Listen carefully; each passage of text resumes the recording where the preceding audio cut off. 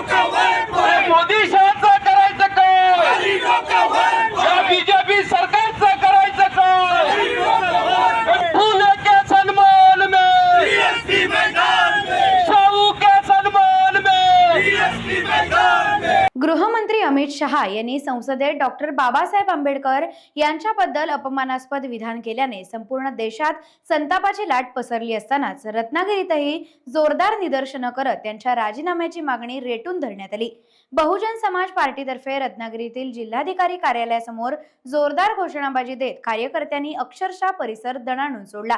यावेळी बहुजन समाज पार्टीचे प्रदेश सचिव राजेंद्र आयरे, जिल्हाध्यक्ष प्रवीण मर्चंडे, जिल्हा उपाध्यक्ष प्रेमदास गमरे, महासचिव आनंदा कांबळे, कोषाध्यक्ष सखाराम पवार, जिल्हा प्रभारी प्रदीप तांबे यांच्यासह शेकडो कार्यकर्त्यांची उपस्थिती दिसली।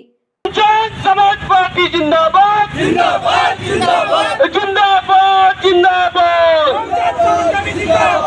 डॉक्टर बाबासाहेब आंबेडकरांचा, डॉक्टर बाबासाहेब आंबेडकरांचा, बहुजन समाज पार्टीचा, बहुजन समाज पार्टीचा। बाबा तेरे सन्मान में, फूले के सन्मान में, फूले के सन्मान में, शाहू के सन्मान में। धन्यवाद आदित्य साहेब। तडीपार अमित शहाचं करायचं काय? तडीपार अमित शहाचं करायचं काय? मोदी शहाचं करायचं काय? या बीजेपी सरकारचं करायचं काय? अमित शहाने जे संसदेत वक्तव्य केलं चुकीचं वक्तव्य आहे।